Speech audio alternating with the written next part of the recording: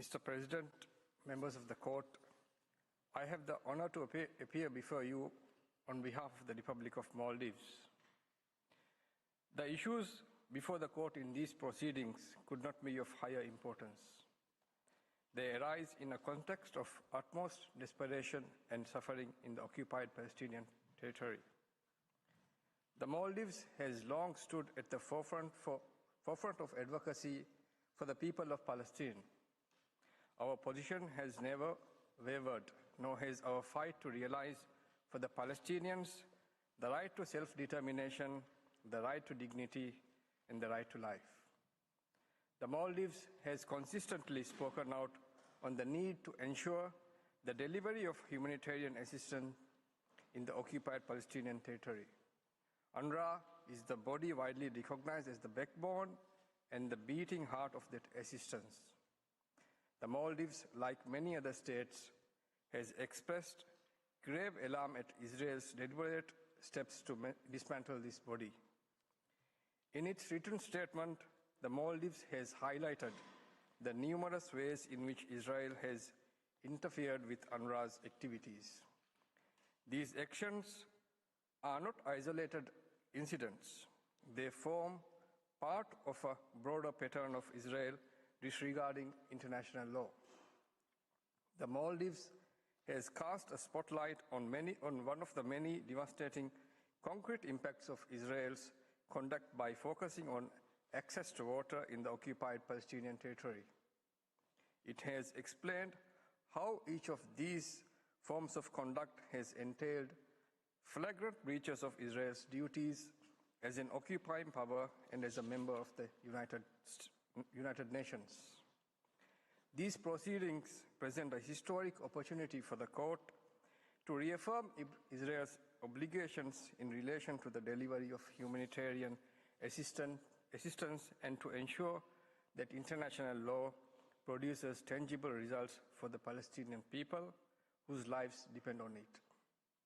Today, the Maldives oral submissions will focus on two topics. First, Ms. Amy Sanders' submissions will respond to Israel's misplaced reliance on security concern and military necessity in an attempt to evade international legal obligations.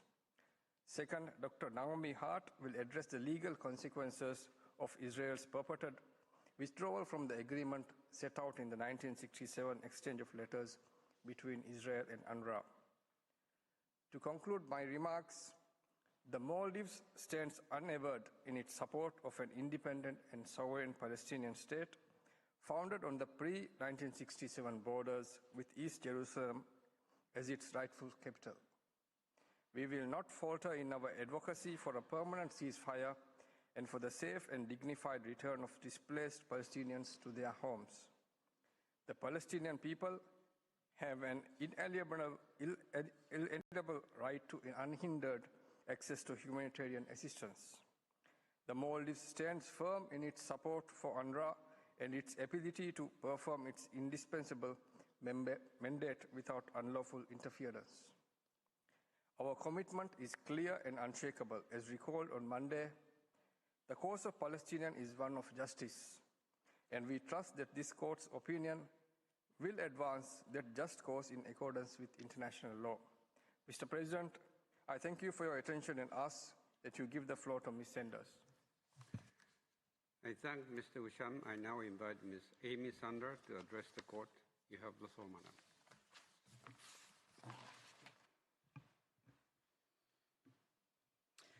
Mr. President, members of the court, it's an honour to appear before you on behalf of the Republic of Maldives.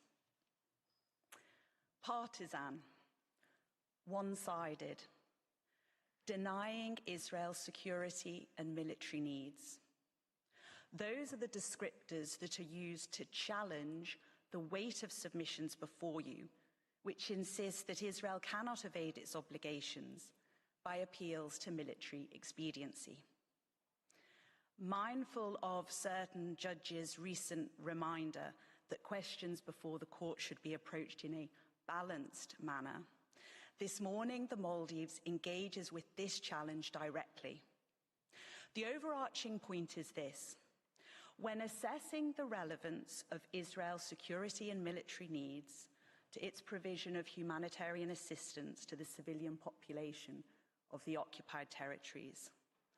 This requires analysis of the particular rules to identify their precise contours and pinpoint how security needs are factored into the specific context at issue.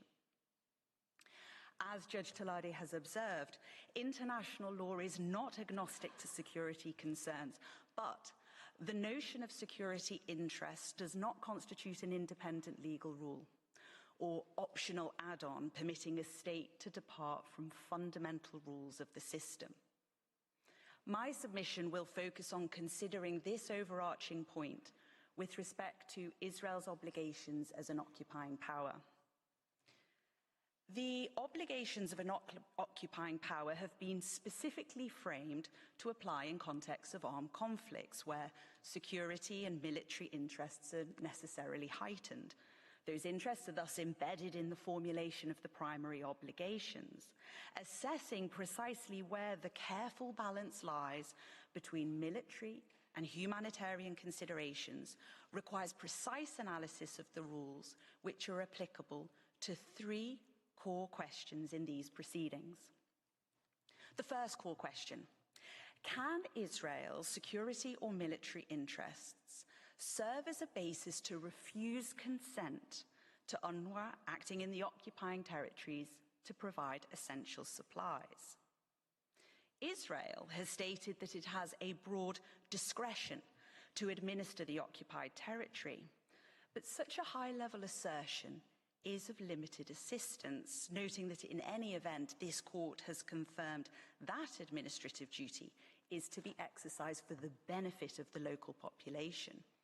More instructive is to ask, what do the specific rules on relief in occupied territories say?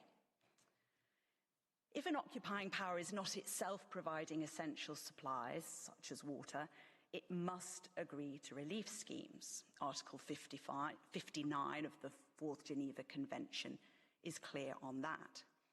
It's also clear that Israel, as the occupying power, retains in principle a discretion as to which state or impartial humanitarian organisation provides the relief scheme, provided that there is more than one that can do so in practice. And it is not obliged to agree to relief from a humanitarian organisation that is not impartial. And it's through that prism of impartiality that an occupying power's security or military interests may be accommodated within the carefully calibrated legal framework. The Maldives makes 6 points. First, the intended meaning of impartiality is to be informed by the Red Cross principles, which focus on who the organisation offers aid to. It's impartial if it brings relief to the local population without any adverse distinction. Israel's written statement demonstrates that Israel's complaint, in fact, concerns an alleged lack of neutrality.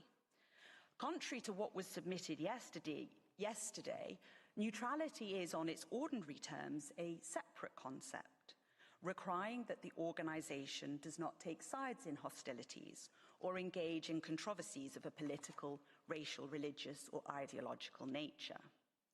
The Maldives accepts, however, that neutrality must also be relevant to the interpretation of Article 59 read in context. My second point is that lack of either impartiality or neutrality must be assessed objectively. The Maldives does not accept Israel's submission that it depends on what the occupying power perceives. That would be an unworkable standard open to abuse. Third, and relatedly, there must be sufficient evidence of that objective matter. That is consistent with the well-established interpretive principle of effectiveness and the obligation of good faith performance of a treaty obligation. It's also consistent with the position of several states in the negotiations of an article concerning relief in Additional Protocol 1, namely that refusal of such relief must not be for, I quote, arbitrary or capricious reasons. Here, Israel has had opportunities to share relevant evidence, but, as noted by the Secretary General, has chosen not to do so. My fourth point, even when individual humanitarian workers engage in conduct that violates principles of impartiality or neutrality, that does not necessarily mean the organization itself loses any claim to be impartial or neutral. Even taking Israel's case at its highest, of UNRWA's total personnel of some 30,000, it's less than 5% that Israel alleges in its written statement are not neutral. Further, the UN has found through 2 separate investigations that the evidence shows that Israel's allegations against UNRWA itself are unfounded, as highlighted by many participants this week. My fifth point, in circumstances where there is only one impartial humanitarian organization that can, in practice, provide the essential supplies, the occupying power's discretion is necessarily limited. Yesterday, it was submitted that the court should not address certain factual issues. Sufficiency of information is for the court's assessment. And on the factual question of whether UNRWA plays a unique role in delivering humanitarian assistance to Palestinians, there's an abundance of evidence. Finally and critically, the occupying power's discretion to refuse a relief scheme is limited by its overriding duty to ensure population needs are in fact met. Is Israel fulfilling this duty? The reality on the ground, which Israel insists should be the focus, demonstrates that it is not. This is reflected in the horrifying information collated by the Maldives with respect to water supplies across the occupied territories. And indeed, as recalled earlier this week, Israel's own Prime Minister stated that as of the 2nd of March, I quote, "The entry of all goods and supplies to the Gaza Strip will be halted." Turning now to the second of my 3 core questions, can Israel's security or military interests serve as a basis to restrict, disrupt, or otherwise impede the activities of UNRWA in providing essential supplies in the occupied territories? Reflecting the careful balancing of interests only in prescribed circumstances which do not apply here. The Maldives refers to 3 provisions of the 4th Geneva Convention addressing occupied territories. First, Article 63 provides that measures may be imposed with respect to the activities of a relief society, but the reasons for the measure must be an urgent one of security. The measures can only be temporary and exceptional, and there's an implicit requirement of proportionality between the security objective and the measure taken. A contrario, an occupying power cannot rely upon reasons of security to justify the general suspension of all humanitarian activities in an occupied territory, or, as in this case, to implement legislation which has as its objective or effect the permanent dismantling of UNRWA. The second provision is the 4th paragraph of Article 59, addressing a right to search consignments and regulate their passage. On its plain terms, this right does not apply to an occupying power. In any event, that right, whilst potentially informed by security concerns, must be exercised in a proportionate and targeted manner. Specifically, it cannot undermine the very purpose of Article 59, which is to ensure the population is adequately supplied, or the occupying power's separate obligation to facilitate rapid distribution of consignments pursuant to Article 61. The third provision is Article 60, and this provides that it is only in cases of urgent necessity and in the interests of the population of the occupied territory that the occupying power may divert relief consignments from the purpose for which they were intended. So, it's a power of diversion, not cessation, and while security interests could be relevant, the interests of the population remain paramount. The third core question, can Israel's security or military interests serve as a basis to restrict UNRWA personnel from contributing to the provision of essential supplies? The basis for asserting that they can is Article 71 of Additional Protocol 1. Assuming Article 71 applies to Israel as customary international law, the Maldives makes 4 points. First, approval of personnel must be subject to the overriding obligation of the occupying power to ensure the relevant supplies for the civilian population and facilitate relief schemes.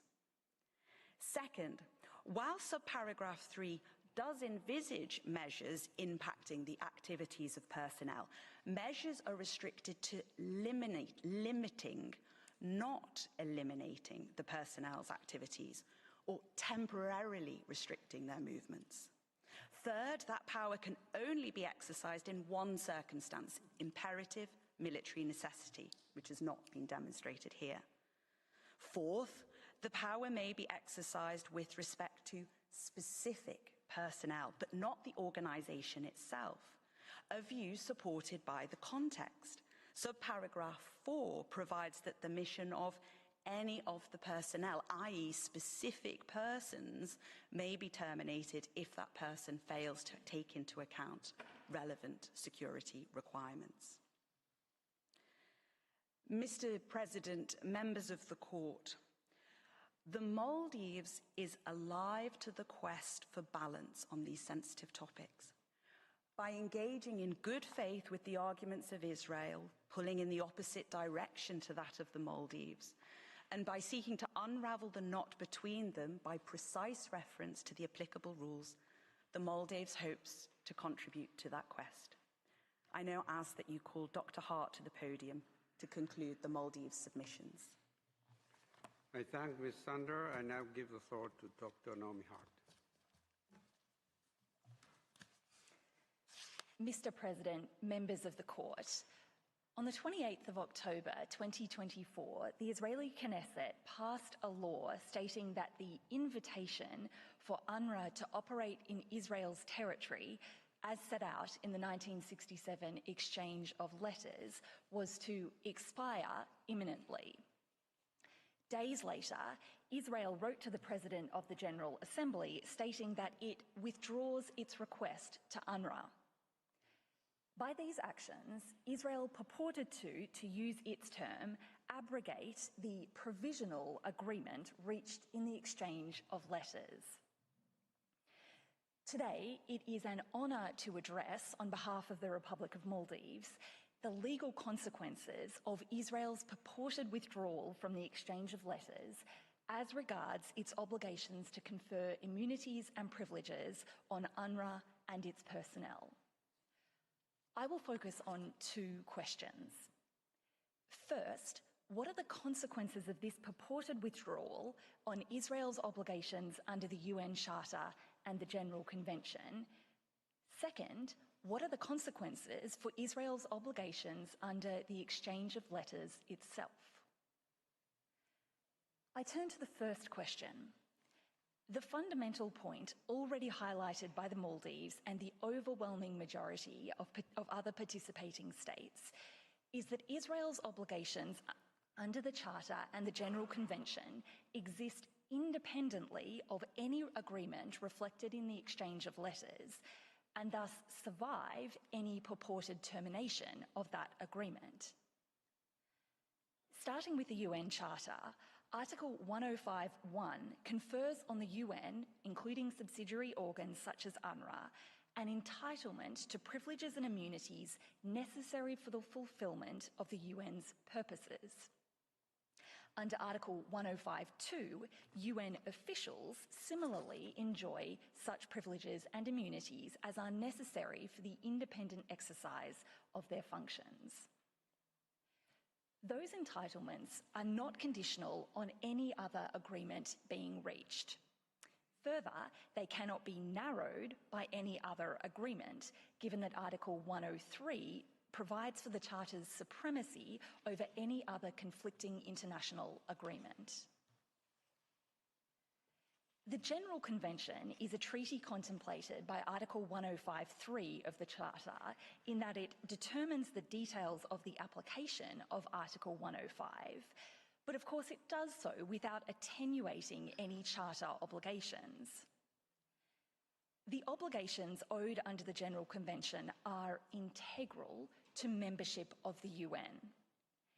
This is clear from the Convention's preamble, which refers to Article 105, as well as Section 31, which envisages that all member states shall accede to the Convention.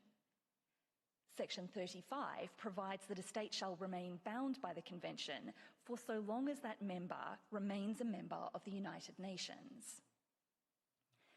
Section 36 sets out confined circumstances in which supplementary agreements may adjust the provisions of the Convention for individual member states if entered into by the UN Secretary-General and approved by the General Assembly.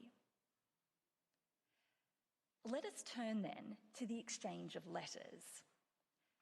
As I will show, the irresistible conclusion is that nothing in the exchange was intended to, or did in fact, replace, derogate from, or adjust the terms of the General Convention or the UN Charter. As a starting point, the exchange of letters is not between the UN Secretary-General and Israel. This is not a supplementary agreement under Section 36 of the General Convention. Within the exchange, the letter from Michael Comey, Israel's then permanent representative to the UN, confirms the agreement that UNRWA would continue its assistance to the Palestine refugees. Indeed, UNRWA had by then been operating in the occupied Palestinian territory for many years, during which time there is no doubt that it and its personnel enjoyed the privileges and immunities conferred by the UN Charter and the General Convention. At paragraph G, Mr. Comey's letter states that Israel will recognise that the General Convention, to which Israel is a party, shall govern the relations between the government of Israel and UNRWA in all that concerns UNRWA's functions. This was a straightforward affirmation of the obligations by which Israel was already and remained bound. Other paragraphs within Mr. Comey's letter provide more granular details of the agreement concerning UNRWA's treatment of UNRWA. Some of these details closely mirror the terms of the General Convention, which are thus duties independently owed under that convention. For example, paragraph A states that Israel will ensure the protection and security of the personnel, installation and property of UNRWA, reflecting the Convention's inviolability provisions. Other paragraphs, such as paragraph E, concerning provisions for radio, telecommunications and landing facilities, arguably do not have such direct analogues in the General Convention. However, the letter in response to Mr. Comey from UNRWA's Secretary-General states, the facilities enumerated in paragraphs A to G of your letter are essential if the agency is to operate effectively. I reiterate that, pursuant to Article 105.1 of the Charter, Israel is obliged to accord UNRWA all privileges and immunities that are necessary for the fulfilment of its purposes. Thus, Israel was bound to accord these privileges and immunities independently of the exchange of letters. Mr. Comey's letter states that Israel will facilitate the task of UNRWA to the best of its ability, subject only to regulations or arrangements which may be necessitated by considerations of military security. The court will recall that considerations of military expediency do not allow a state to deny a UN body the privileges and immunities to which it is entitled under the Charter and the General Convention. As no supplementary agreement has adjusted Israel's obligations under the General Convention, and no other agreement is permitted to conflict with the UN Charter by virtue of Article 103, the exchange of letters cannot be taken as having introduced any caveat to Israel's obligations under those instruments, including an entitlement to depart from those obligations on security grounds.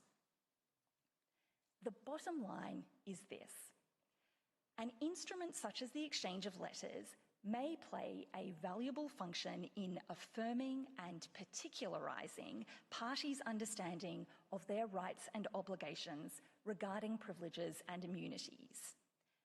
However, such an instrument is not constitutive of those rights and obligations, which are instead rooted in other treaties to which a state must remain a party for as long as it is a member of the UN.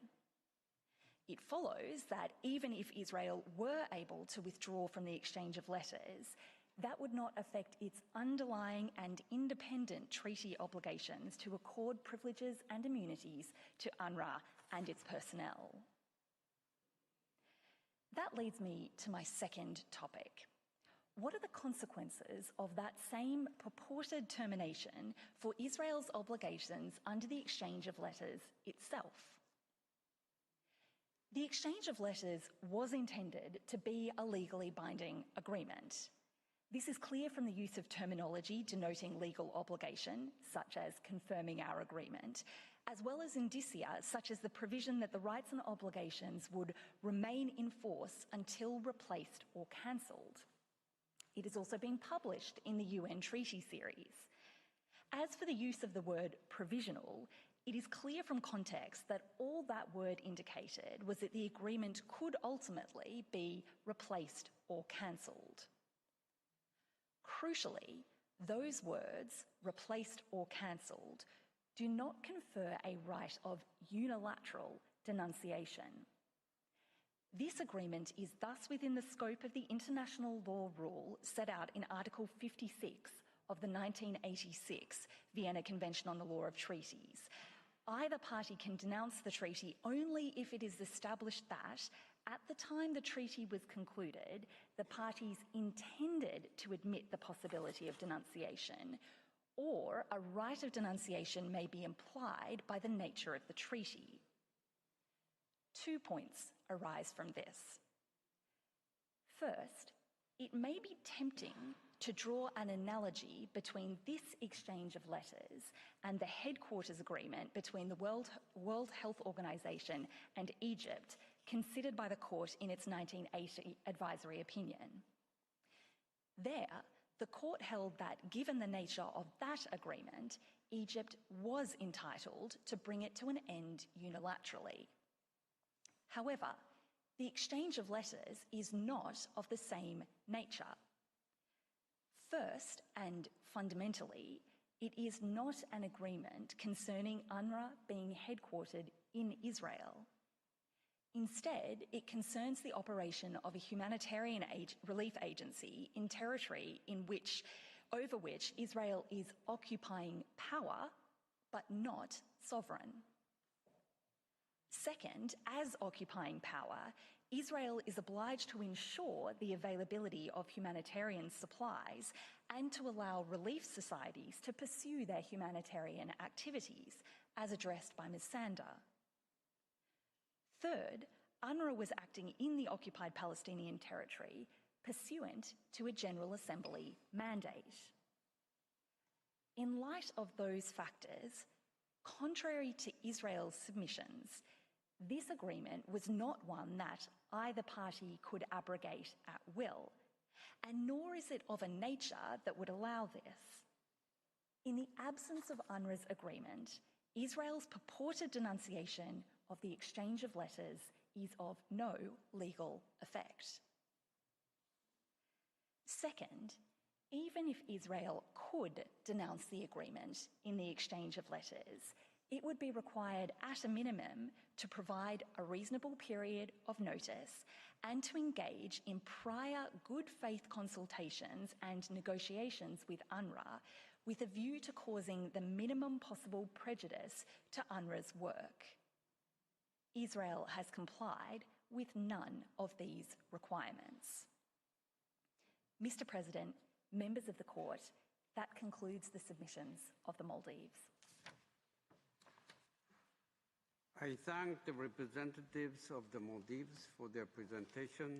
I now invite the next participating delegation, Mexico, to address the court, and I call upon Her Excellency Ambassador Carmen Moreno to take the floor.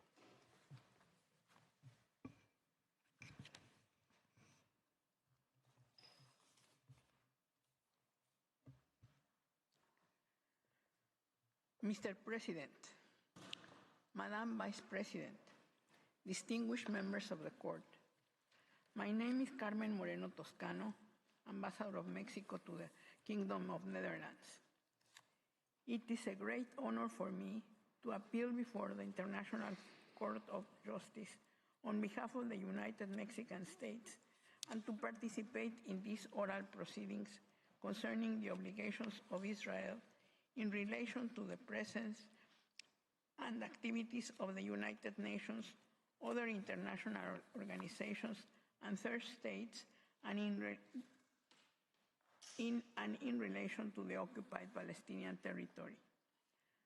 Allow me to express Mexico's deepest respect for the essential role that this court plays as the principal judicial organ of the United Nations and for the opportunity afforded to states and organizations to contribute to its deliberations in this urgent matter.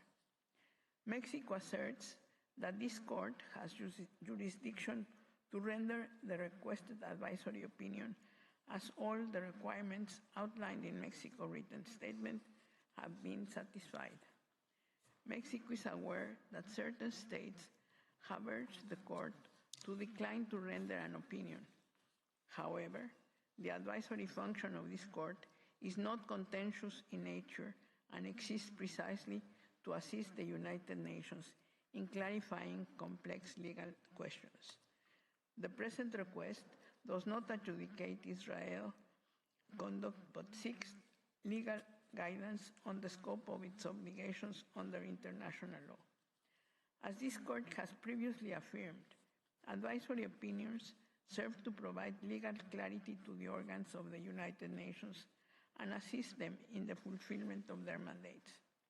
Mexico highlights the court's advisory opinion on the legal consequences arising from the policies and practices of Israel in the occupied Palestinian territory, where it confirmed the relevance of its opinion for the General Assembly. In this context, the significance of this procedure is all the greater in light of the urgent humanitarian crisis unfolding in the state of Palestine and the growing restrictions affecting the presence and activities of international actors engaged in relief and protection efforts. With this in mind, and with the permission of the court, the statement of Mexico will be delivered as follows. First, the relevant facts considered by Mexico. Second, Mexico's position on the obligations of Israel as a member of the United Nations and under the law of privileges and immunities. Third, Mexico's position on the obligations of Israel under international humanitarian law and international human rights law. Fourth, our concluding remarks. Mexico's intention is to support the court in this task, reaffirming our unwavering commitment to the rule of law, the principles of the United Nations Charter, and the promotion and protection of international humanitarian and human rights law. With the permission of this honorable court, I ask you, Mr. President, to invite Ms. Patricia Perez to present the relevant facts considered by Mexico. I thank Ambassador Moreno. I now invite Ms. Patricia Perez to address the court. You have the floor, madam.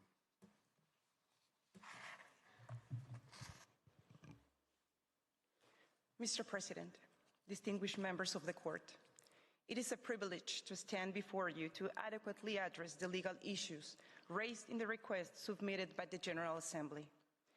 It is essential to briefly recall the circumstances that have prompted this proceeding. Just 2 days ago, the UN Secretary General Antonio Guterres told the Security Council that the humanitarian situation throughout the Gaza Strip has gone from bad to worse to beyond imagination.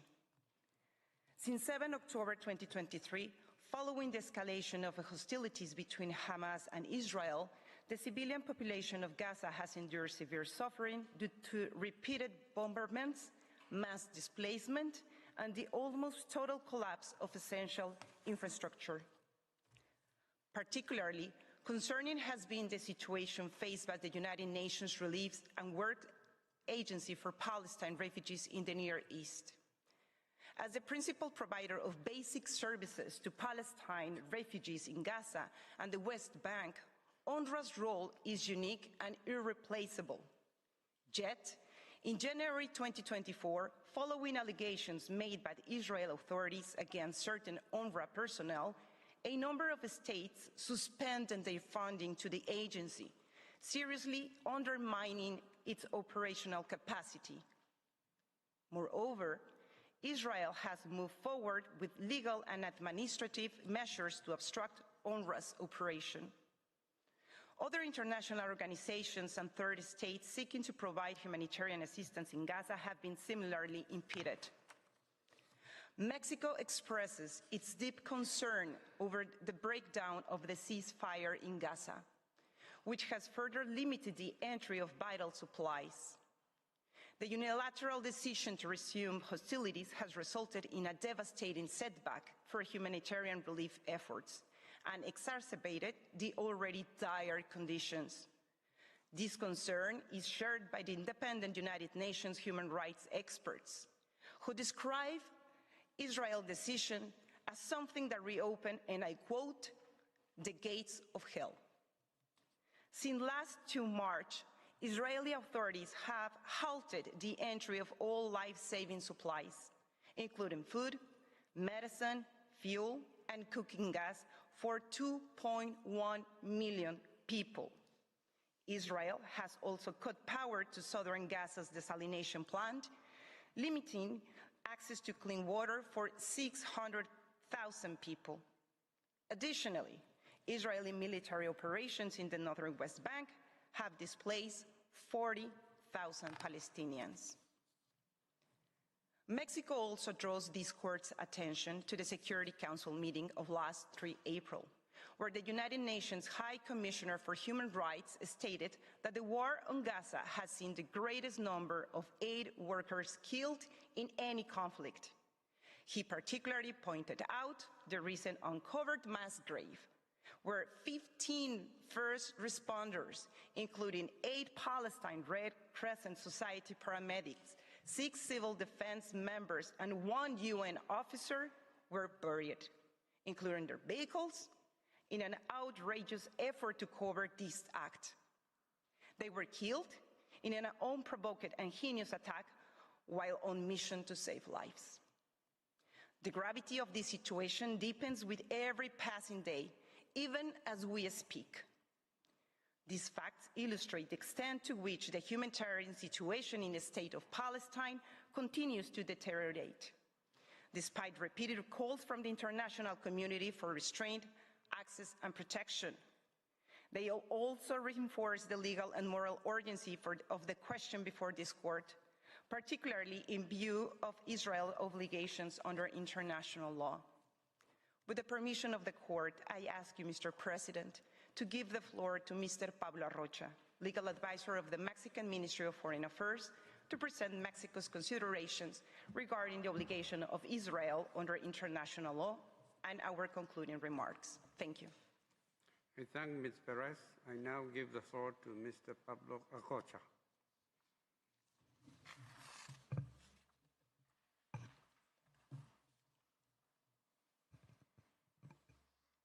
May it please the Court. Mr. President, Your Excellencies, it is a great honor to stand again before this Court, albeit under these dramatic circumstances. The advisory opinion to be rendered is essential to reasserting the fundamental principles of international law, particularly in situations of occupation. The ability of the United Nations and its organs to carry out their work depends largely on the respect for privileges and immunities granted under international law, including to its personnel, and on the cooperation of all member states. These principles are not optional. They are binding obligations that derive from the UN Charter and from the Convention on the Privileges and Immunities of the United Nations, to which Israel is a party. Under Article 105, Paragraph 1 of the UN Charter, the United Nations enjoys in the territory of each of its members such privileges and immunities as are necessary for the fulfillment of its purposes. These are further specified in the 1946 General Convention on the Privileges and Immunities of the United Nations, whose Article 2 provides for the inviolability of UN premises, archives and communications, and the immunity of its property and assets from any form of interference. As a member of the UN, Israel is bound by these provisions, including those concerning the respect and protection of its agencies. Any measure that obstructs the work of UNRWA or other UN entities, such as denial of access, attacks on its personnel, facilities, or legislative restrictions, contravenes these legal obligations and undermines the purposes and principles of the organization. Some written statements in these proceedings appear to suggest that cooperation with the United Nations agencies, such as UNRWA, can be suspended at will by the occupying state. Mexico submits that such interpretations are inconsistent with the UN Charter and with the Convention on the Privileges and Immunities of the United Nations, which provide legal safeguards for the independent functioning of the organization, and which cannot be unilaterally suspended, as there is no provision allowing for it.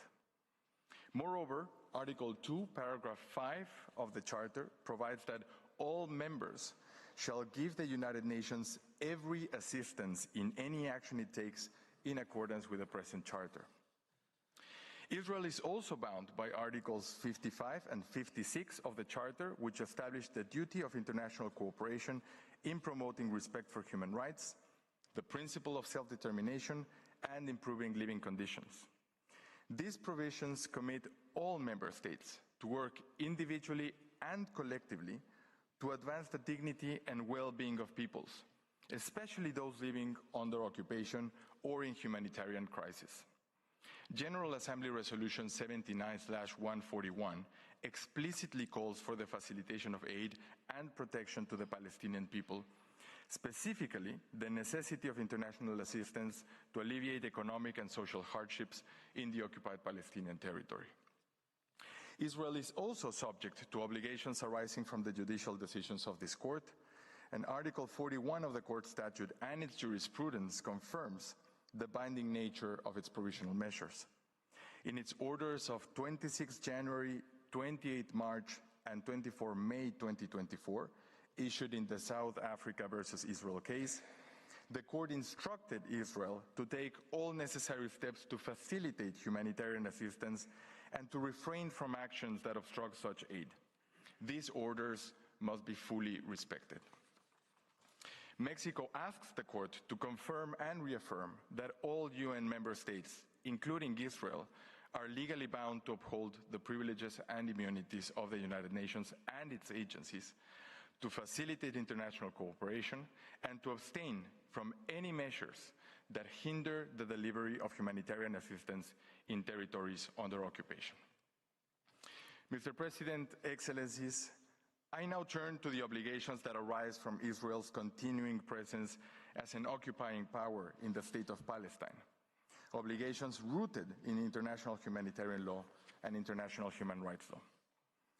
Mexico takes note that certain submissions have questioned the applicability of the law of occupation to parts of the state of Palestine.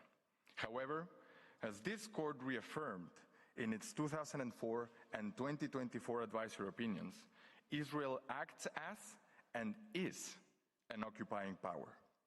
This is not determined by formal declarations or political arrangements, but by its presence and effective control exercised as a foreign power in the territory of the state of Palestine.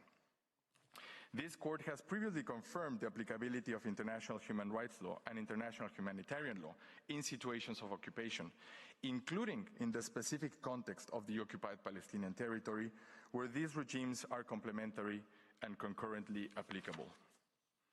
Under international humanitarian law, the legal status of Israel as an occupying power is well established. It was also very clearly said by Judges Shue, Brandt, Gomez Robledo, and Tladi in their joint declaration to the court's order of 28 March 2024. I quote, "Israel is the occupying power in the Gaza Strip. It controls Gaza's land border and all its land crossing access, as well as its air and maritime areas. Israel's dominant control over Gaza explains why Israel has the primary responsibility to ensure unhindered and unimpeded access, in particular, the land crossing access for the delivery of humanitarian assistance to the Palestinians in Gaza, end of quote. To make things worse, such occupation has extended over time, infringing its essentially temporary character and turning it into a permanent one. As it has been pleaded by the delegation of the State of Palestine before this court, permanent occupation is a legal oxymoron.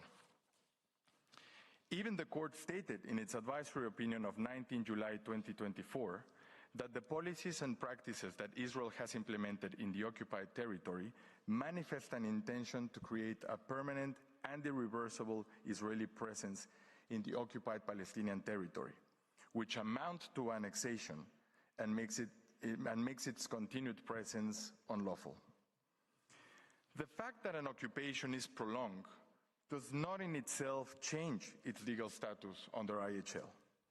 The occupying power retains its basic duty to administer the territory for the benefit of the local population. This court has considered that to conclude otherwise would be contrary to the object and purpose of the Fourth Geneva Convention and would deprive the population subject to an ongoing occupation of the protection that it enjoys under international law. As the UN Secretary General has said, even war has rules. Yes, war has rules and war has limits. IHL sets out those limits, which seek to preserve humanity, even under the most violent circumstances of war. As an occupying power, Israel is bound by the Fourth Geneva Convention of 1949, particularly Articles 55, 56, and 59, which impose clear obligations to ensure to the fullest extent of the means available to it the provision of food, medical supplies, establishments and services, and humanitarian relief, respectively.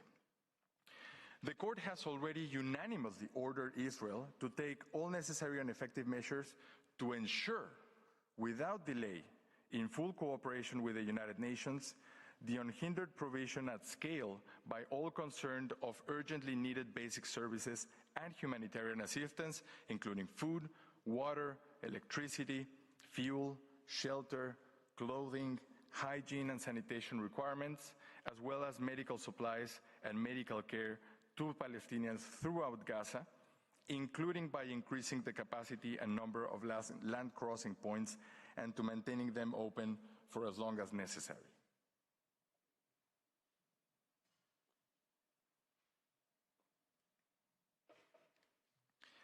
Israel must abide by these obligations and refrain from actions such as taking over the key southern Gaza corridor, which it did last 12 April, separating Rafah from the rest of the Gaza Strip, giving residents fewer options to seek shelter.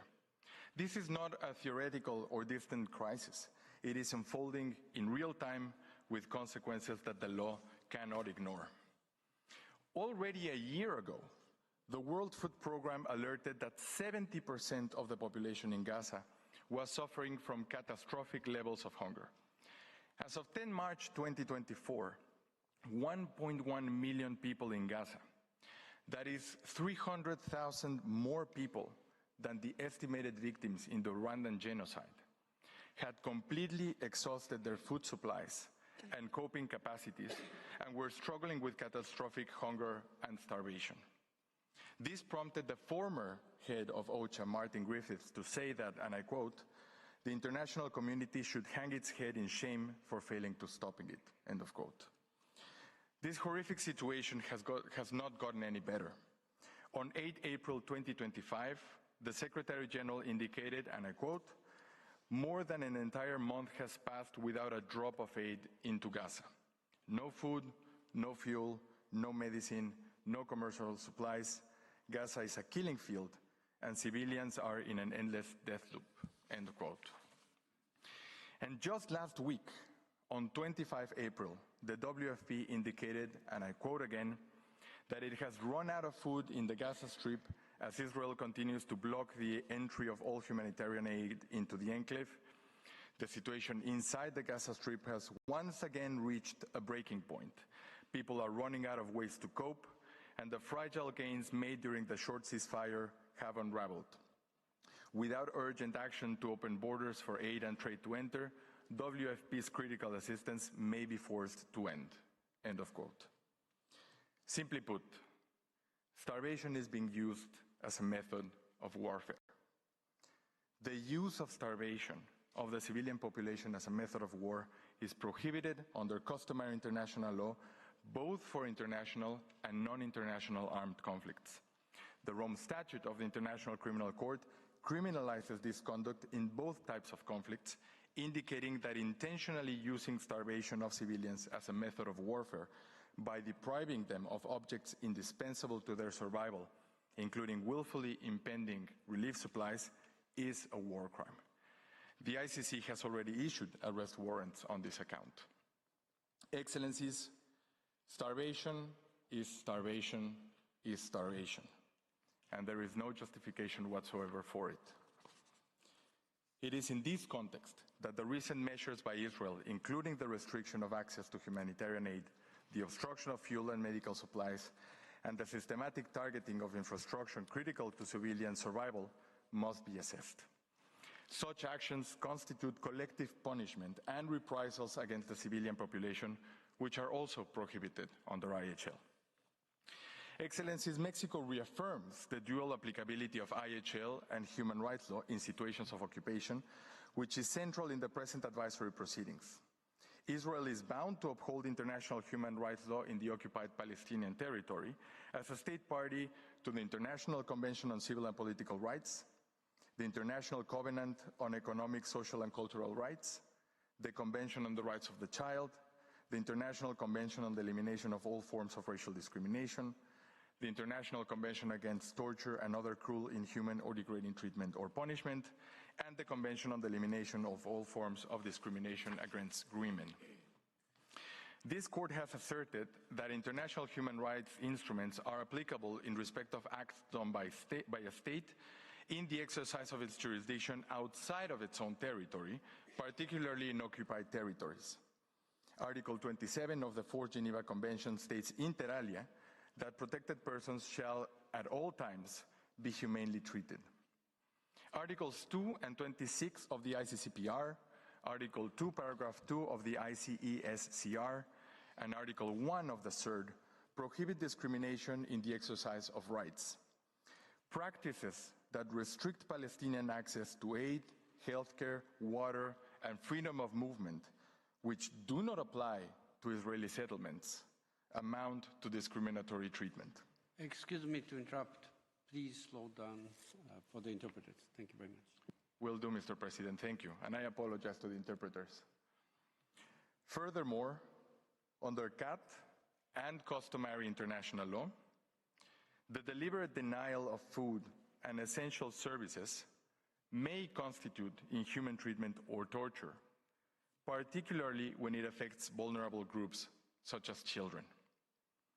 Moreover, in accordance with the CRC, states must ensure children's access to healthcare, education, and adequate nutrition, while taking all appropriate measures to protect them from harm. Likewise, under CEDAW, Israel is obligated to prevent gender-based violence and guarantee that women have access to essential resources. Consequently, Israel must ensure the enjoyment of the right to life, the prohibition of torture and inhuman or degrading treatment, the right to food, health, water, and education, and the rights of children and women without discrimination for all persons living in the occupied Palestinian territory. The court should clarify the scope of these obligations as they relate to the activities of the UN and other actors in the occupied Palestinian territory. And by doing so, it will strengthen the legal framework for the protection of civilians and contribute to the restoration of respect for the rule of law in one of the world's most protracted and severe humanitarian crises. Mr. President, distinguished members of the court, allow me to conclude with the following remarks. The Hamas attack of 7 October 2023, which took the life of around 1,200 innocent people, and from which there are still hostages in captivity, was a heinous act of terror that we condemn. However, legally and morally, the reality that has been unfolding before our eyes in Gaza cannot and must not be justified. As it has been said by the UN Secretary General, nothing can justify the collective punishment of the Palestinian people. UNRWA Commissioner General Philippe Lazzarini, on 14 March last year, said that more children have been killed in Gaza in recent months than in 4 years of conflict worldwide, with at least 12,300 children who have died, compared with 12,193 globally between 2019 and 2022. According to the latest UNRWA situation update in Gaza, valid as of last 22 April, since 7 October 2023, at least 51,266 Palestinians have been reportedly killed, with many more unaccounted for, and with about 70% of those killed being women and children. 916 Palestinians have been reportedly killed also in the West Bank, including East Jerusalem. And over 290 UNRWA staff have been killed. According to the UN, at least 1.9 million people, about 90% of the population across the Gaza Strip, have been repeatedly displaced during the war, over 10 times or more. The necessity and urgency to stop this tragedy, which has been categorized as genocide by the Special Rapporteur on the Situation of Human Rights in the Palestinian territory occupied since 1967, Francesca Albanese, prompted the General Assembly to turn to the court. Right now, humanitarian corridors are closing, children have no food, lives are being lost. The legal obligations and rules of law under consideration of the court in these proceedings are not abstract principles. The reality and the lives of millions of individuals depend on their effective implementation. The humanitarian catastrophe that all of us are witnessing is a deliberate choice, consequence of a political decision, and it is therefore avoidable and reversible. It requires Israel, first, as a member of the United Nations, to respect the principles of the Charter, including the duty to cooperate with the organization and to uphold the legal protections afforded to its institutions and personnel. Second, in its capacity as an occupying power, to comply with the rules of IHL, including those concerning the protection of civilians and the facilitation of humanitarian relief.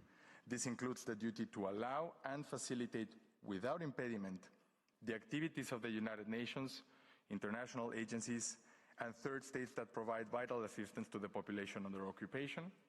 And third, to comply with its obligations under international human rights law, including the obligation to ensure the enjoyment of fundamental rights without discrimination and to prevent inhuman or degrading treatment, including that which results from the denial of basic necessities. However, as it has constantly been repeated by so many voices, from the Secretary General to members of this honorable court in a joint declaration, the basic premise to achieve all this is that Israel must suspend its military operations immediately. In the meantime, Israeli authorities must ensure complete and unfettered access for humanitarian goods throughout Gaza. No ifs, no buts. This is a pivotal moment, not only for the protection of the role of the United Nations and of international law. The preservation of our shared humanity is on the line. The world should not and cannot normalize the dehumanization of an entire people. No conflict can come at the cost of human dignity. We trust and we hope that the court will agree with us to uphold this premise for all our sakes. Thank you very much. I thank the representatives of Mexico for their presentation. Before I invite the next delegation to take the floor, the court will observe a break of 15 minutes. The hearing is suspended.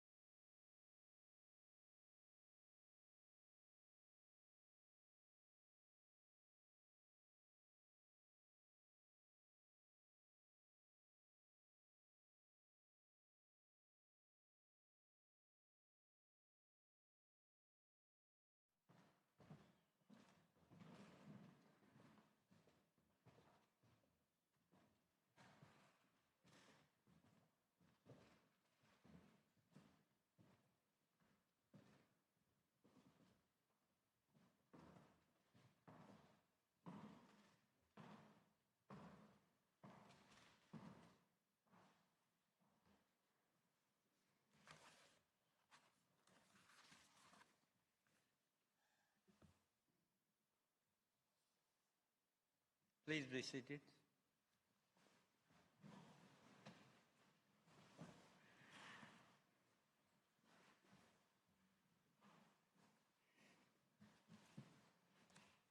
The sitting is resumed. I now invite the next participating delegation, Namibia, to address the court, and I call Her Excellency Dr. Mekonjo Kapanda Yunus to the podium. You have the floor, Madam.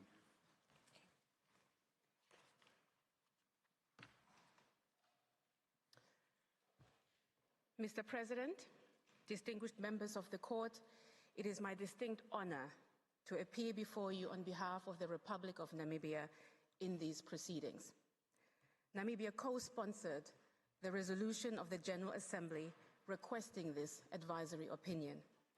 It is, in fact, a mark of our commitment that we are now participating for the third time in advisory proceedings on the question of Palestine. Mr. President, in history, when confronted with moments of horror, we, members of the international community, have always faced a stark choice. We can look the other way and do nothing. We can abandon the institutions that we have built, and we can gloss over the indefensible. That, however, is not the path that has led us here. Even before the end of the Second World War, in the face of the suffering of the victims of war, including the Jewish people, 44 governments chose to establish an international agency for the provision of food, fuel, clothing and shelter, and other basic necessities. After the war, instead of abandoning global institutions, states chose to rebuild and create a new organization, the United Nations, including this court as its principal judicial organ. And instead of abandoning universal norms, like the laws of war, states chose to adopt not only the Geneva Conventions, but also the Genocide Convention, the Universal Declaration of Human Rights, among many others. That is the path that led us here. Namibia knows that this path is not an easy one. The international community brought multiple proceedings before this court on the question of Southwest Africa, culminating in the court's 1971 opinion. In the face of that opinion, the apartheid regime of South Africa refused to end its unlawful occupation of Namibia and to permit the presence and activities of the UN Council for Namibia in our territory. The parallels are clear. Nevertheless, the international community persisted in their solidarity, and after a long and arduous struggle, the Namibian people prevailed in 1990. As our late president, Dr. Hage Geingob, often said, Namibia is a child of international solidarity, midwifed by the United Nations. As a member of the international community and as a historical beneficiary of international solidarity, we have the moral duty to seek this advisory opinion. And by doing so, we aim not to damage, but rather to defend the international legal order and the value of multilateralism in promoting international peace and security. The humanitarian catastrophe unfolding in the occupied Palestinian territory should compel all of us to uphold and protect the integrity of our international institutions and universal norms. Mr. President, in our submissions today, Namibia will focus on the court's jurisdiction in these proceedings, Israel's obligations as a member of the United Nations, Israel's obligations arising from the Palestinian people's right to self-determination, and Israel's other obligations as the occupying power.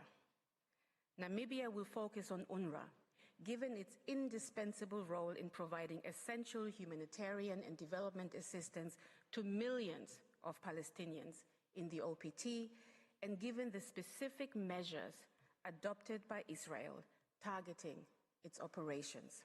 However, Namibia notes that much of its analysis also applies in relation to the presence and activities of other international actors in and in relation to the OPT. Namibia respectfully disagrees with submissions made before this court that these proceedings are aimed at depriving Israel of its sovereign right to defend itself. Namibia further maintains that these proceedings in no way, and I quote, compromise the court's judicial integrity, nor do they make the law indistinguishable from politics. Mr. President, members of the court, I thank you for your attention and respectfully ask that you invite Professor Okoa to address the court. I thank Dr. Kapanda Girns. I now invite Professor Phoebe Okoa to address the court. Mr. President, members of the court, it's both an honor and a special responsibility to appear before you on behalf of the Republic of Namibia.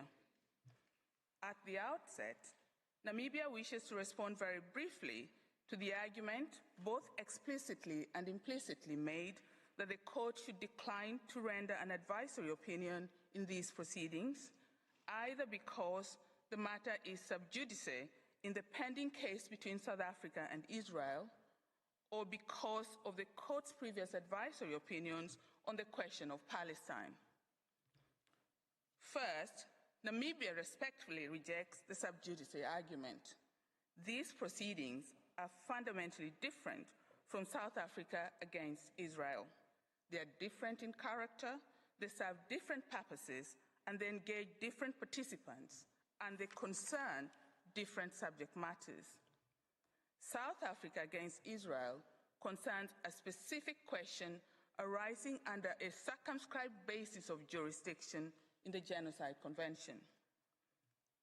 In the present proceedings, the court is not called upon to make any determination on the issue of genocide. Rather, the question posed by the General Assembly concerns Israel's obligations in relation to the presence and activities of other international actors in and in relation to the OPT. Moreover, there is no basis in the court's jurisprudence for the claim that because these proceedings touch upon issues relevant to South Africa against Israel, the court should refuse to provide assistance to the General Assembly in the discharge of its functions. Just as the initiation of proceedings by South Africa in December 2023 did not prevent the court from discharging its advisory function in 2024, their continuation now should not prevent the court from responding to the General Assembly's present request. Second, the question is not one which the court has been called to address in earlier advisory opinions. The question of Palestine is the longest-lived problem on the agenda of the United Nations and of this court. Yet on each occasion, the court has addressed the issue presented in light of the terms of the request and of the specific instruments relied on, recognizing the permanent responsibility of the United Nations for the Palestinian question. One of the first advisory opinions rendered by this court, the reparation for injuries case, concerned the capacity of the United Nations to bring a claim against Israel in relation to the death of Count Bernadotte, who was killed in the service of the United Nations. The court has subsequently given two advisory opinions in relation to the legal consequences of Israel's practices and policies in the OPT, thereby addressing the questions arising on their own terms and in light of specific instruments. However, this is the first time that the court is asked to determine the legality of specific measures and practices directed at UNRWA and other international organizations in the OPT. The request is not a repetition of what the court has already done. Therefore, Israel cannot plausibly object to the court giving advice to the General Assembly in relation to the functions and operations of its own subsidiary organ. In short, there are no compelling reasons for the court to decline the request. Mr. President, I now turn to Israel's obligations as a member of the United Nations regarding the presence and activities of UNRWA in and in relation to the OPT. Here, Namibia makes two specific submissions. First, Israel must assist and cooperate with the UN. And second, Israel must respect the UN's privileges and immunities. Namibia submits that Israel's membership of the United Nations entails an obligation to provide every assistance to and cooperate with the UN in good faith. This is both a cardinal and a constitutive principle under the Charter. First, Article 2.5 obliges Israel to give the UN every assistance in any action it takes in accordance with the Charter. Second, under Article 56 of the Charter, Israel has pledged to take action in cooperation with the UN to achieve the organization's purposes of promoting universal respect for human rights, economic and social development, and provide solutions to economic and social problems. Third, under Article 2.2 of the Charter, Israel must perform all of its obligations in good faith. The obligation of Israel to cooperate with the UN in good faith also exists under general international law. In this respect, UNRWA is the primary vehicle through which the UN has sought and is seeking to achieve these aims. Its mandate has been repeatedly renewed by the General Assembly, and it remains indispensable in providing critical assistance and humanitarian aid to the Palestinian people. Israel, however, argues that it does not have an obligation to assist or cooperate with UNRWA. First, Israel proposes that Article 2.5 is not applicable because it is limited to enforcement action taken by the UN Security Council under Chapter 7 of the Charter. This reading of the provision is contrary to its ordinary meaning as interpreted in accordance with Article 31 of the Vienna Convention on the Law of Treaties. The word "any action" in the first clause does not admit the additional restriction Israel asserts. This is in stark contrast with the second clause of Article 2.5, which specifically prohibits assistance to any state which the United Nations is taking preventive or enforcement action. The omission of the qualifier preventive or enforcement in the first clause cannot be an oversight and is crucial to the proper interpretation of Article 2.5. In other words, the obligation of members to assist the United Nations applies as a default. On the other hand, their freedom to assist other states is exceptionally restricted in order to achieve the objectives of preventive or enforcement action under Chapter 7. Moreover, as others have already demonstrated, Israel's interpretation finds no support in the practice of the organization or of its members. In this regard, as the court held in the 1996 WHO Nuclear Weapons Advisory Opinion, in interpreting a treaty that is the constituent instrument of an international organization, the organization's own practice may deserve special attention. This is especially so where the UN practice is generally accepted by states as it is here. In sum, Israel is bound to provide every assistance to achieve the objectives of UNRWA as a subsidiary organ of the General Assembly and of the United Nations. Second, Israel also argues that assistance under Article 2.5 is not required because the UN's action was not in accordance with, but manifestly contrary to the Charter and to the detriment of a member's vital interests. Israel also argues that the obligations under Articles 2.2 and 56 do not apply in exceptional and extraordinary circumstances such as this. These arguments are misplaced.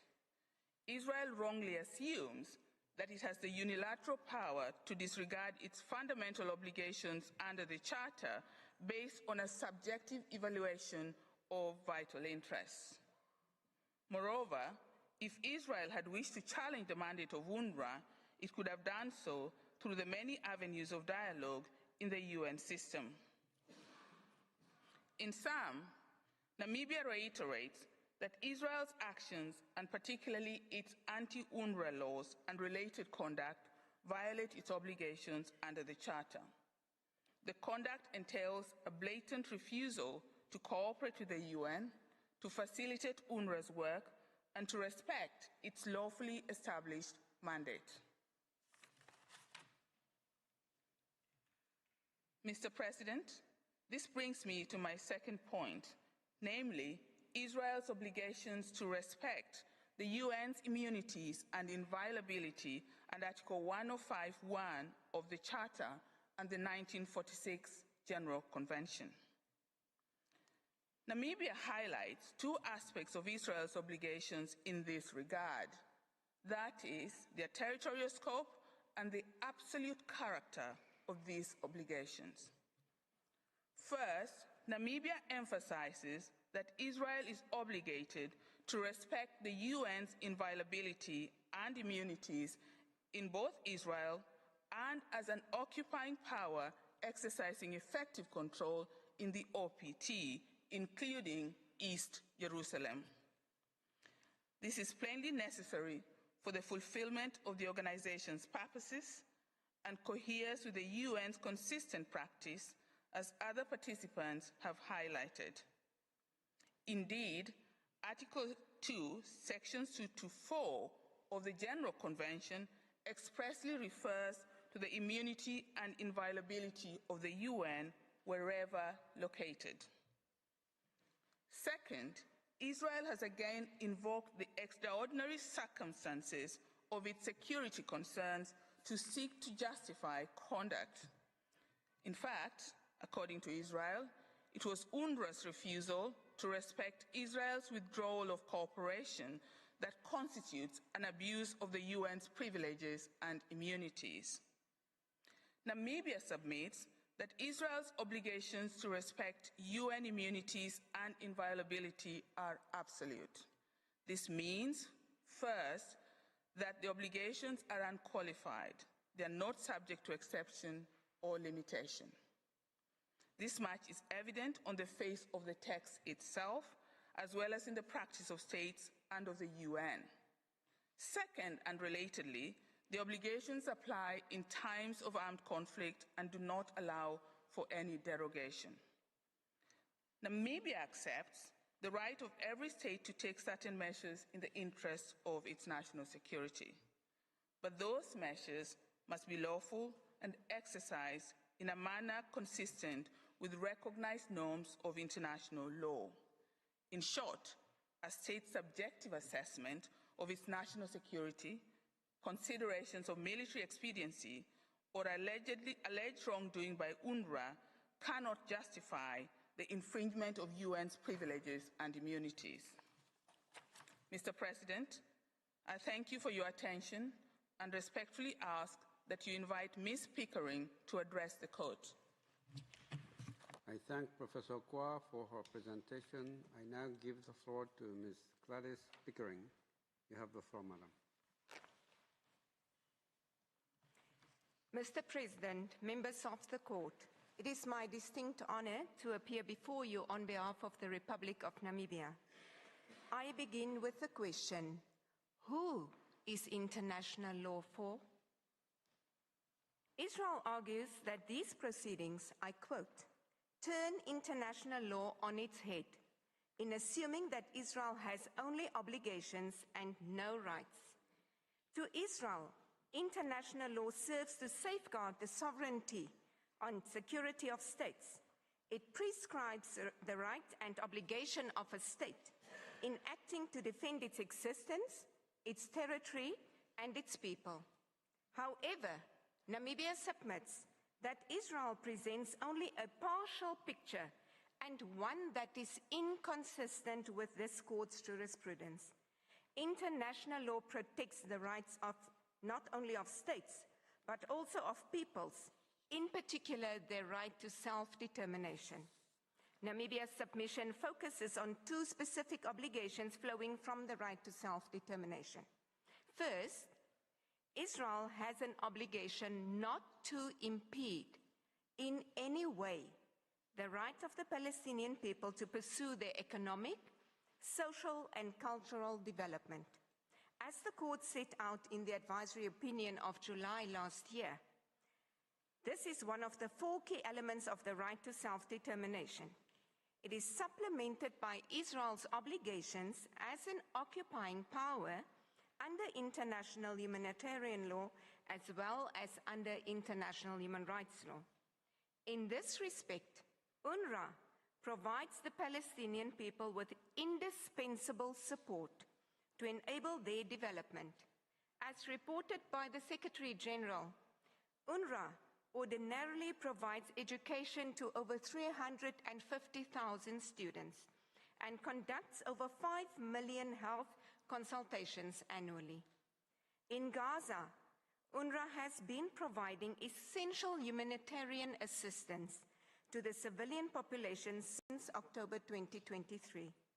Without UNRWA, the Palestinian people would be deprived of their means of subsistence and their ability to pursue economic, social, and cultural development. For this reason, Israel's expulsion of UNRWA and imposition of measures to frustrate its work in the provision of education, healthcare, and emergency assistance violates the right to self-determination. Moreover, and particularly in the context of its prolonged occupation, Israel is required to facilitate, by positive measures, the realization of this right. This, Israel has repeatedly and systematically failed to do. Second, the Palestinian people are entitled to pursue their development as a people independently as well as in conjunction with the UN, other international organizations, and third states.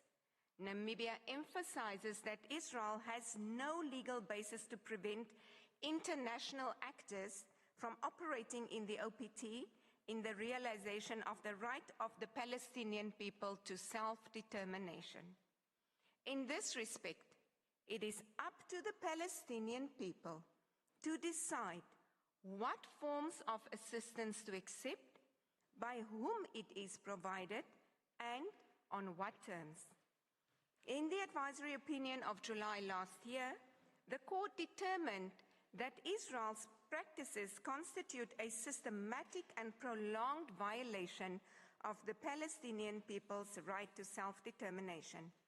The present proceedings concern significant further violations of that right. Israel's obstruction of the activities of the UN, particularly UNRWA, other international organizations, and third states, is part of a strategy to entrench its unlawful occupation and to further annex the Palestinian territory. It is part of a strategy to fragment the Palestinian people and to frustrate their right of return to their homeland.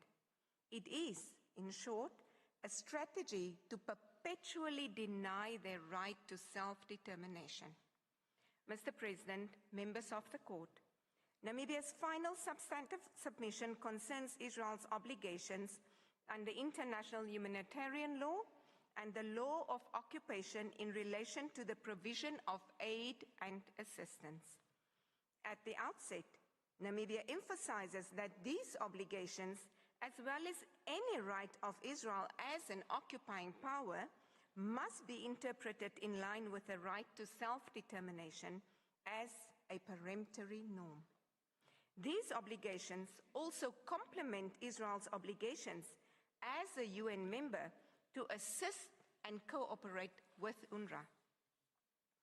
International humanitarian law and the law of occupation impose on Israel extensive obligations in relation to the provision of supplies and services to the population under occupation.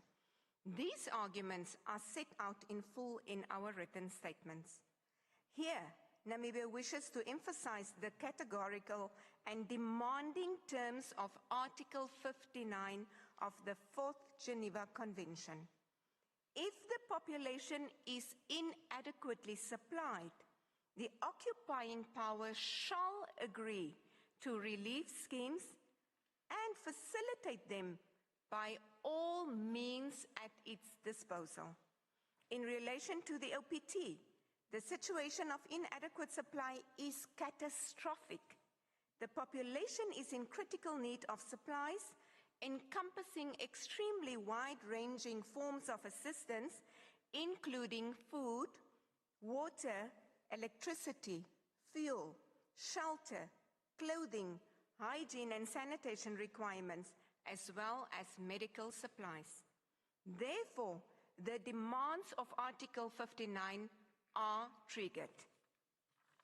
Israel is required to permit, facilitate, and protect the provision of aid and assistance by the United Nations, and particularly by UNRWA. By targeting UNRWA through anti-UNRWA laws, military operations, and related conduct, Israel is in breach of its obligations under the Geneva Conventions. In this regard, it appears that Israel's strategy is to acknowledge the existence of Article 59, but to hollow out its demands and effects in practice. Israel has done this by arguing that replacing UNRWA with other relief schemes, I quote, is not at all impossible, and by seeking to justify blanket measures against UNRWA on the ground of its alleged lack of neutrality. Namibia urges the court to reject this strategy. The first claim that UNRWA's essential services can simply be replaced is false. UNRWA is the backbone of the international community's humanitarian response in Gaza and remains responsible for the ongoing provision of critical humanitarian aid across the OPT. In reality, prohibiting UNRWA's operations with a speculative notion of possible replacement is simply a violation of Israel's obligations under humanitarian law. In this respect, Namibia urges the court to adopt an interpretation and application of the law of occupation that is sensitive to the realities on the ground. With regard to Israel's second claim and allegations challenging UNRWA's neutrality, the UN has credibly and promptly responded to the allegations. In any event, these allegations cannot possibly justify such an unreasonable and disproportionate response. Namibia reiterates that the obstruction of UNRWA's operations has directly exacerbated the humanitarian crisis in the OPT. As the primary provider of humanitarian aid in Gaza, UNRWA's absence has created a critical vacuum in the provision of aid and essential services. The current situation on the ground is the inevitable disastrous outcome of a people denied access to aid and essential services in violation of international humanitarian law and the UN Charter. In sum, it follows from UNRWA's ongoing indispensable role that the law of occupation requires Israel to permit, facilitate, and protect the delivery of humanitarian assistance by UNRWA. In conclusion, Mr. President, Namibia reiterates that Israel is bound under international law to permit, facilitate, and protect humanitarian assistance in the occupied Palestinian territory. Israel's measures targeting UNRWA, including anti-UNRWA laws and operational restrictions, are incompatible with these obligations. Namibia regrets that the recent ceasefire did not lead to meaningful relief or protection for civilians. and reiterates its opposition to any proposal suggesting further violation of the right to self-determination of the Palestinian people in their own territory. Namibia calls upon the international community to uphold international law and to support the people of Palestine in rebuilding the Gaza Strip and restoring access to essential humanitarian aid. Namibia reiterates the necessity of accountability for violations of international law and the paramount importance of the protection of civilians. Finally, Namibia emphasizes the wider importance of the court's answer for situations of occupation in general. Mr. President, members of the court, I thank you for your kind attention. This concludes Namibia's oral submissions. Thank you. I thank the representatives of Namibia for their presentation. I now invite the next participating delegation, Norway, to address the court. And I call upon His Excellency, Mr. Rolf Einar Fife, to take the floor.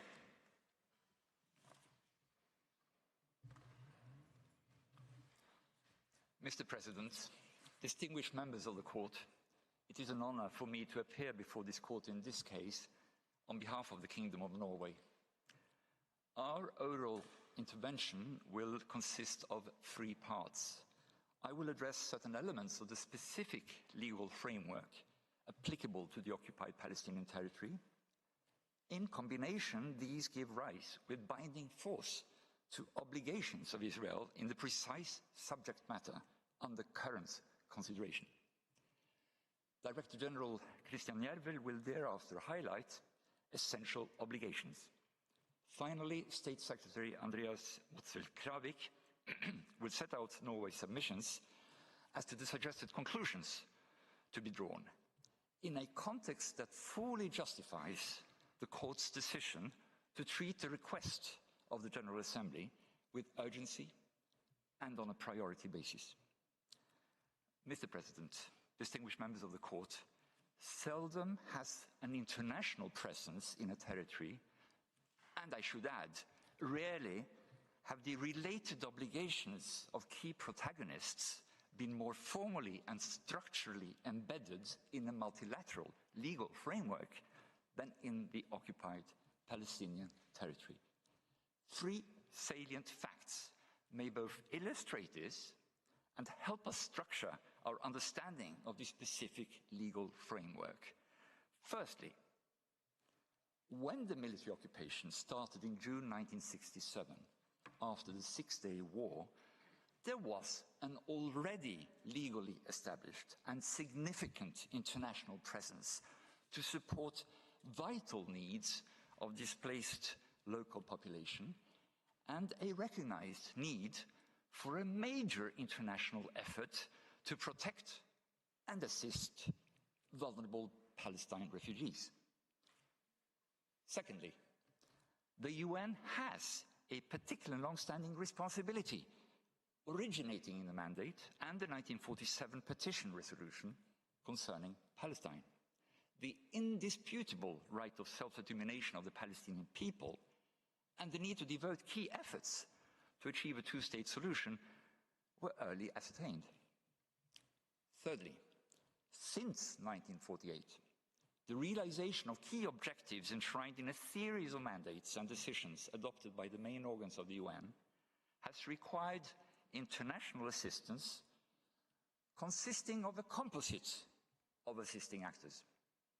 These include competent international organizations, states, and relevant non-governmental organizations and entities, with the UN playing not only a central but also an essential role. It provides necessary relief, support, and basic services to the civilian population. It also serves as a facilitator, organizer, and catalyst for contributions by other third parties. Heads of UN agencies and key relief providers have issued statements as to the indispensability, even the backbone role of UNRWA in this context. All of this is amply documented Nevertheless, we would be remiss if I did not mention here the appeal made already in 1948 by the UN mediator on Palestine, Count Volker Bernadotte, referring, and I quote, to the desperate urgency, unquote, of the situation. He called for a broad mobilization of relief efforts by the UN and the international community at large. UN organs, specialized agencies, states, and non-governmental actors rose to this appeal. Their swift response and the subsequent creation of UN coordinating bodies and executive agencies confirm the scale and magnitude of the humanitarian relief and reintegration challenges. They also confirm, which is of relevance here, the breadth of necessary assisting actors and voluntary contributions by third parties. Returning now to the first point, the duty to respect the described pre-existing international presence and activities, well, that appears to have been recognized by Israel in June 1967.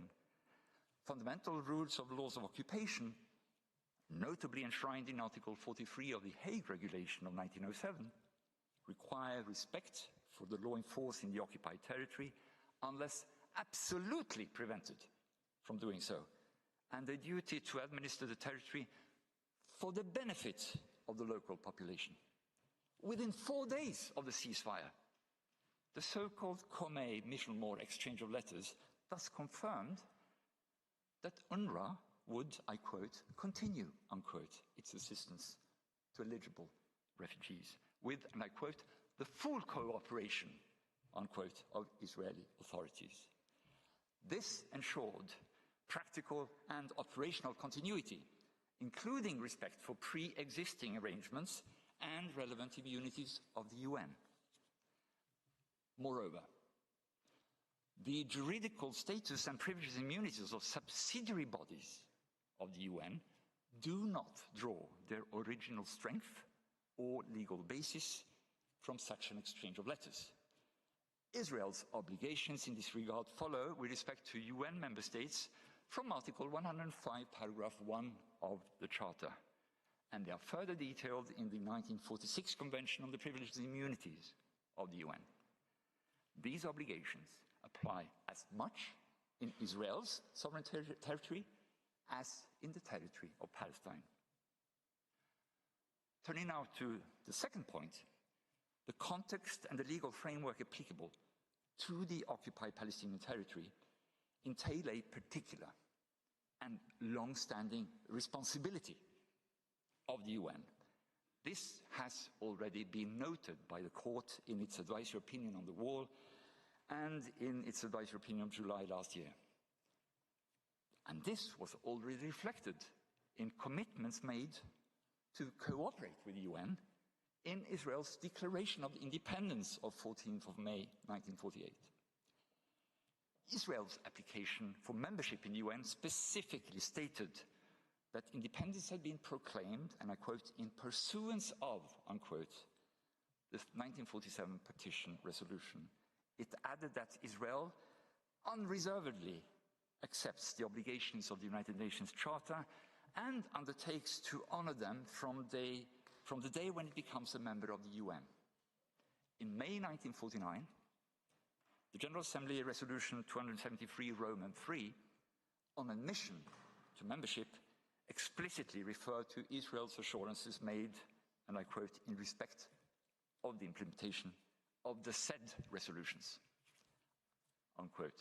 After the vote, the Israeli foreign minister stated that the aftermath of the 1948 war had changed some elements in the pattern envisaged in the 1947 petition resolution, and that, and I quote, modifications, unquote, were therefore called for. However, these did not vacate the continued relevance of the framework, and he noted that Israel's organic connection with the United Nations has combined with its compelling interest in dictating its course of action in international affairs, a course of undivided loyalty to the Charter of the United Nations and of consecration of the cause of peace, unquote.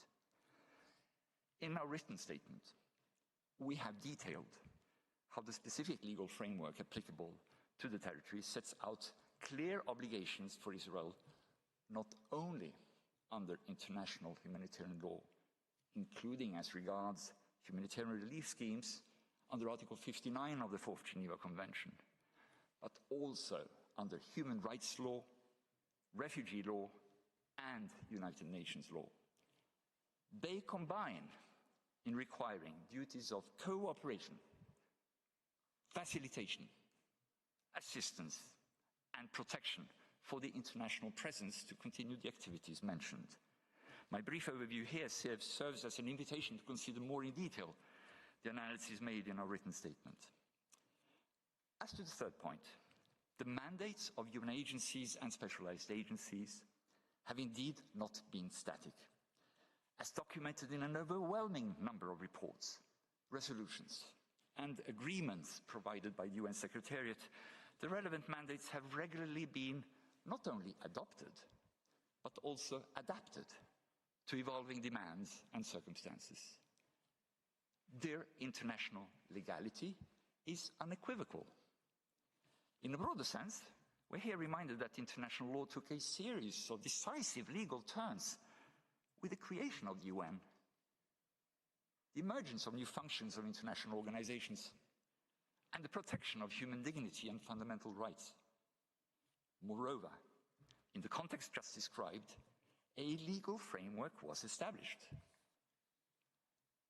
Nevertheless, the underpinning, or one might perhaps more accurately say a linchpin of our international legal order, rests on legal obligations incurred by states in this regard, built brick by brick over decades.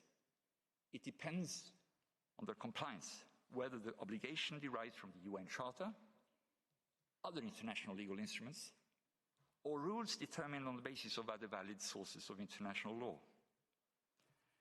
In the formulation of the requested legal guidance, Norway would suggest also taking into account work carried out by the International Law Commission as regards the protection of persons in the event of disasters.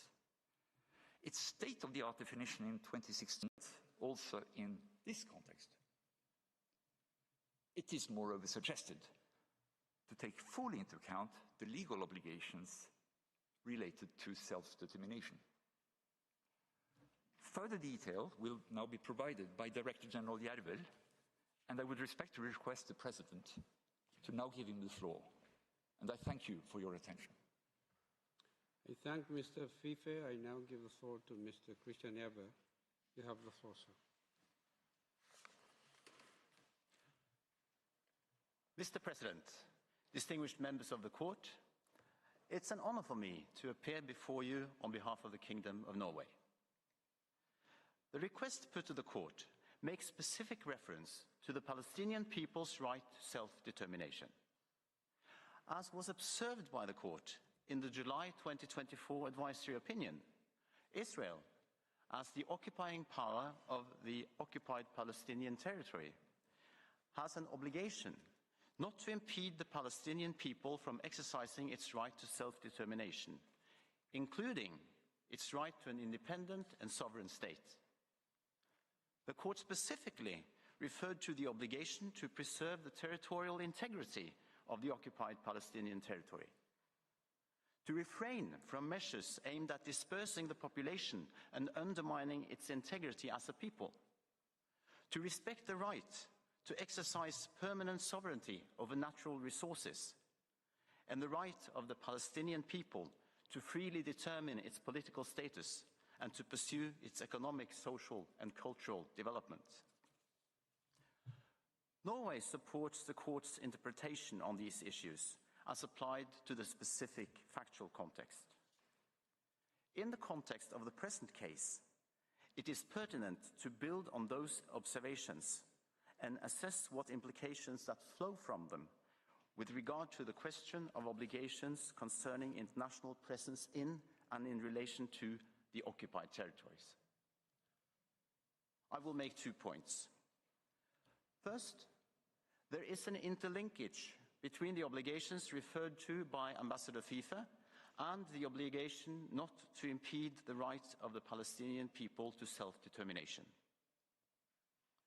Hindering the presence and activities of the UN, international organizations and third states, and thereby the provision of development assistance and humanitarian relief to the local population constitutes a significant impediment to the Palestinian people's exercise of its right to self-determination.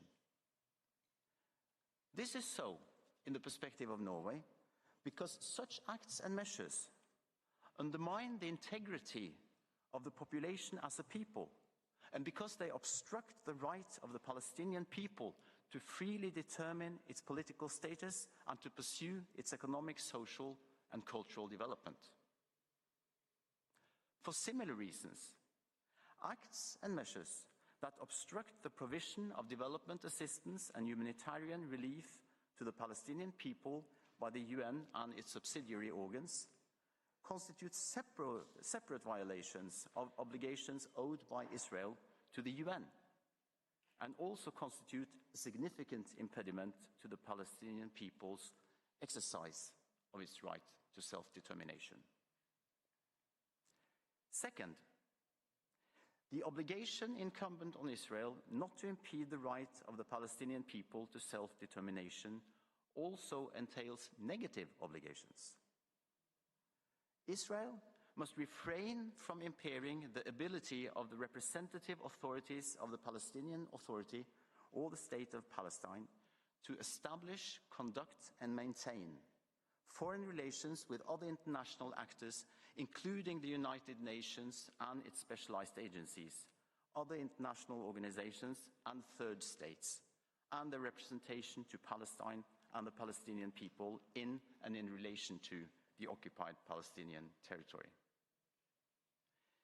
In this regard, the Court observed in its July 2024 advisory opinion that the right of the Palestinian people to self-determination includes the right to an independent and sovereign state over the entirety of the occupied Palestinian territory, as well as the right of the Palestinian people to freely determine its political status and to pursue its economic, social, and cultural development.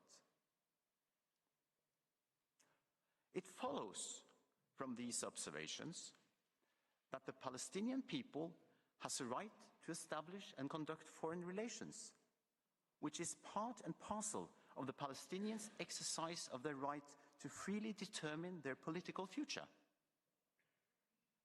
Israel has a corresponding obligation to respect this right. The conduct of foreign relations constitutes a key element to promote peace and security and develop the welfare of the people concerned. It is a precondition for a successful institution and state-building process and integration into the international community. Regard may be had in this respect to the fact that the attributes normally attached to statehood in international law are generally perceived to include not only a population, a territory, and a government, but also the capacity to enter into relations with the international community on an independent basis. Where international relations are established, or sought to be established, based on and in accordance with the free will of the recognized representatives of the Palestinian people, intentional impairment of such relations would, in the view of Norway, constitute a policy and practice that obstruct the right of the Palestinian people freely to determine its political status and to pursue its economic, social, and cultural development. As such, those measures would constitute a violation of the obligation to respect the right of the Palestinian people to self-determination. The same applies to intentional impairment of the possibility for diplomatic representatives to be present in the occupied Palestinian territory for the purpose of establishing and maintaining such relations. Mr. President, honorable members of the Court, Norway is among the 146 of the 193 member states of the UN that have recognized the state of Palestine as an independent state and subject of international law. What is said here concerning the conduct of foreign relations is, however, valid regardless of whether the relations in question are based on a recognition of statehood or whether formal diplomatic relations have been established. This is so because the right to communicate and carry out foreign relations with the international community forms an integral part of the right of the Palestinian people freely to determine its political status and to pursue its economic, social, and cultural development. As regards foreign relations with international organizations, there's a long pedigree of practical evidence to that effect. There is also ample evidence of agreements having been concluded in this regard between the representatives of the Palestinian people and international organizations. As regards the United Nations, reference by way of illustration is here made to the exchange of letters concluded in 1994 between UNRWA and the chairman of the Palestine Liberation Organization for the purpose of facilitating UNRWA to continue to provide assistance to the Palestinian population in the Gaza Strip and the Jericho area and in the remainder of the West Bank. Mr. President, honorable members of the court, I thank you for your attention and now ask you to give the floor to Mr. Andreas Kravik, State Secretary of the Norwegian Ministry of Foreign Affairs, to present the final observations on behalf of Norway. I thank Mr. Jevel. I now give the floor to Mr. Andreas Musfeldt Kravik. You have the floor.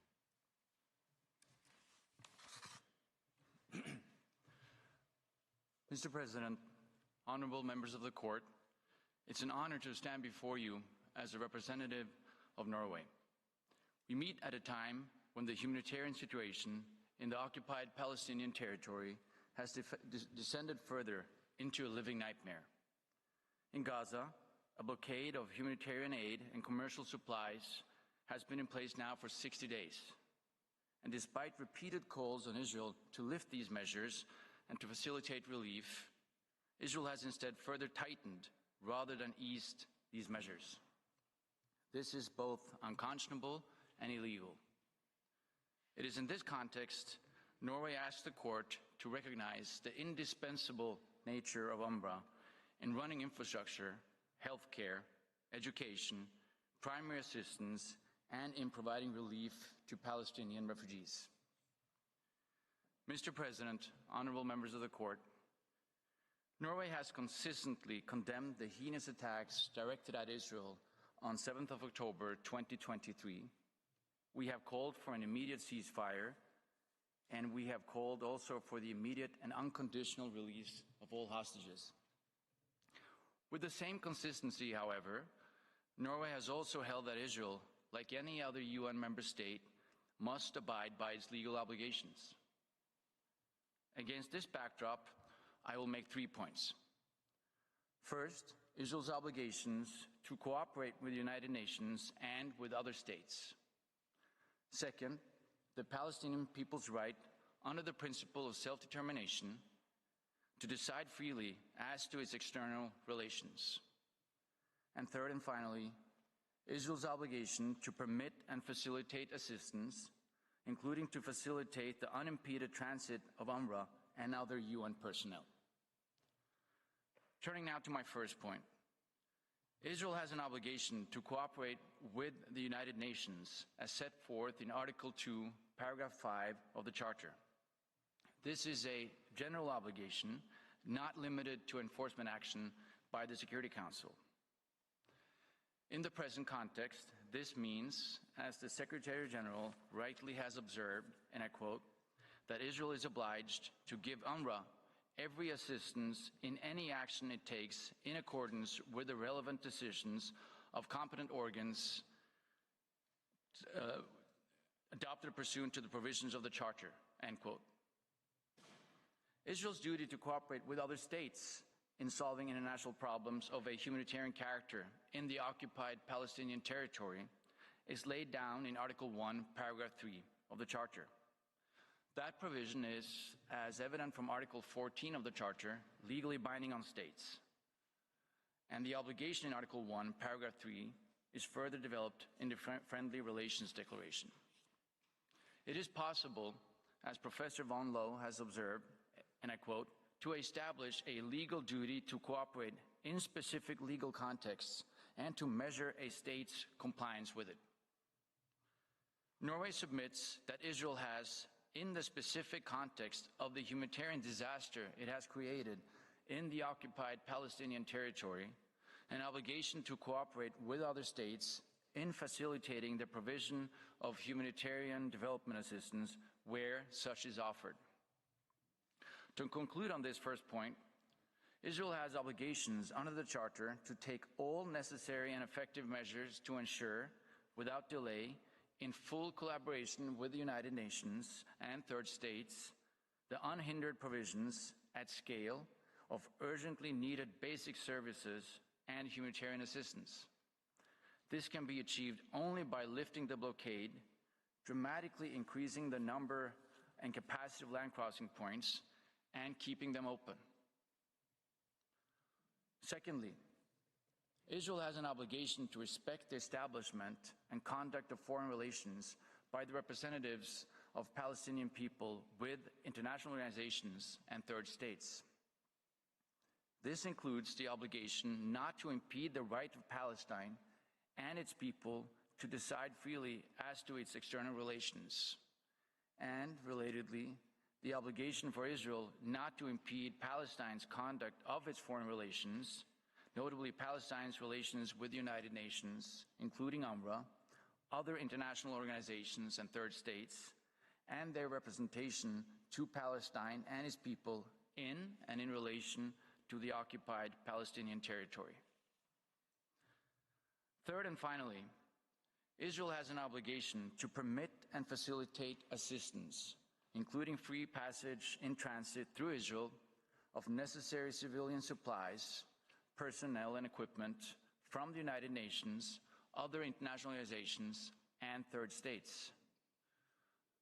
Notable in this regard is the codification of customary international law, represented especially by Articles 7, 8, and 9 of the Convention on the Safety of United Nations and Associated Personnel, which was adopted by consensus by the General Assembly.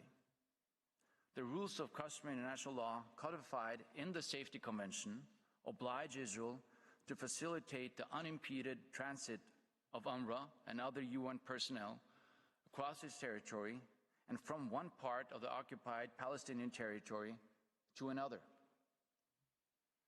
Mr. President, honorable members of the Court, Norway trusts that the Court, in its advisory opinion, will assist the United Nations in the furtherance of its permanent responsibility for the former mandated territory of Palestine, and that it will also assist the United Nations, other international organizations, and third states in their efforts to realize the right to self-determination for the peoples affected by the conflict, based on the vision of two states living in peace within secure and recognized borders. Mr. President, members of the Court, I come to the end of Norway's oral statement. I thank you for your attention. I thank the representatives of Norway for their presentation. This concludes this morning's sitting. The oral proceedings will resume this afternoon at 3 p.m. in order for Pakistan, Panama, Poland, Qatar, and the United Kingdom to be heard on the questions submitted to the Court. The sitting is closed.